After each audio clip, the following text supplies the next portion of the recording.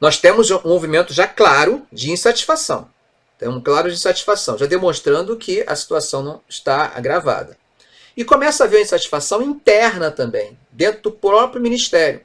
O responsável pelos assuntos exteriores do Brasil era o José Bonifácio. E o José Bonifácio está discutindo um tema que é importante para o Brasil nesse momento, que é justamente o reconhecimento da independência. Mas por que os Estados Unidos reconhecem a independência e a Inglaterra não? A Inglaterra ela tem algumas coisas a acertar antes de reconhecer a nossa independência. Tem uma amizade com Portugal. Nós já estudamos bastante sobre isso.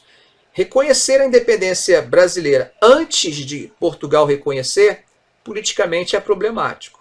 Esse é um ponto. E temos um outro ponto. Existia um acordo, um tratado muito importante da Inglaterra com Portugal desde 1810, Estudamos isso na aula passada. Esse tratado ele estava caducando, que são 15 anos. Mesmo se ele não caducasse, se a Inglaterra reconhece a independência do Brasil, aquele tratado deixava de existir. Então a Inglaterra tem que pensar direitinho, o que vai fazer. E o que a Inglaterra começa a fazer? Ela começa a se aproximar de Portugal e tentar convencer os portugueses a reconhecer a nossa independência. Então já passou 1823, a guerra de independência já acabou, mas Portugal não quer reconhecer. A Inglaterra vai conseguir isso em 1825. Então, em 1825, nós finalmente conseguimos o reconhecimento da independência por parte de Portugal. No entanto, Portugal vai fazer algumas exigências. Entre essas exigências destaca-se o pagamento de indenização, que vai ser indenização tanto pela independência quanto pelos bens deixados por Dom João aqui, porque Dom João, quando veio, vocês lembram que ele criou a Biblioteca Real, a biblioteca que hoje é a Biblioteca Nacional, com aquele acervo de livros que ele trouxe de lá. Quando ele foi embora, ele levou o dinheiro, o ouro do Banco do Brasil, mas os livros ele deixou. Ele se preocupou mais com o ouro. Então ele levou o ouro do Banco do Brasil, mas os livros ele deixou. Então ele está colocando essa indenização em relação aos livros. Mas tem outras exigências importantes também. Uma, ele exige que o Brasil reconheça textualmente que a independência foi concedida por Portugal. Então, independente do sacrifício, do sangue jorrado, pela luta de independência, nós devemos reconhecer que Portugal nos cedeu a independência e não que nós conquistamos a independência. Além disso, Dom João deveria ser considerado imperador honorário do Brasil.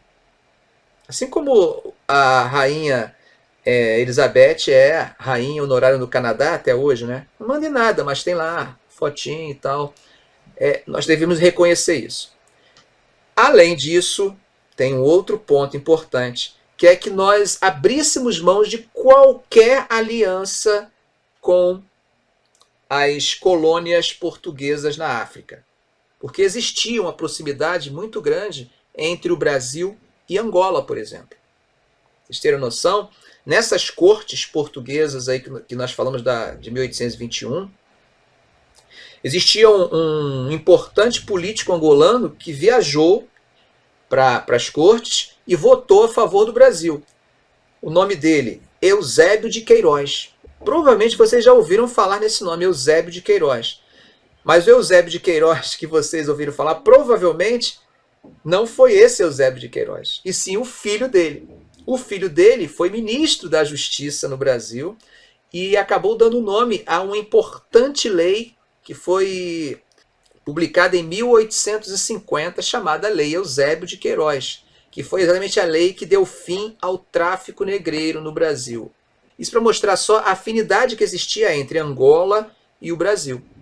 Tem um historiador, inclusive, que ele escreveu um livro só sobre essa afinidade. O nome do livro é Um Rio Chamado Atlântico, que é para dar a impressão de que o Atlântico é um rio com duas margens. De uma margem você tem Angola, do outro você tem o Brasil.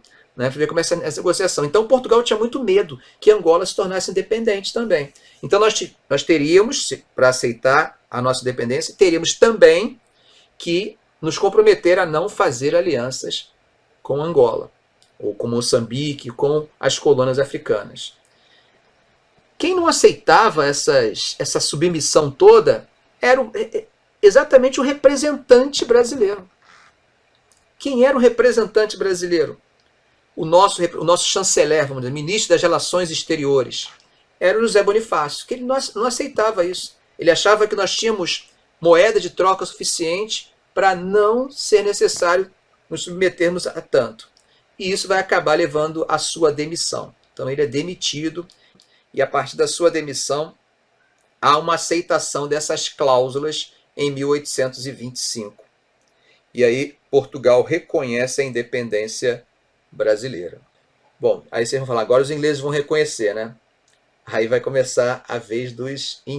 só para constar, a assinatura do reconhecimento, quem fez não foi um representante brasileiro, foi um representante inglês. Eles têm um papel tão importante que a assinatura que está lá é do representante inglês que recebeu do Estado brasileiro, né, o status de plenipotenciário para representar o Brasil e assinar.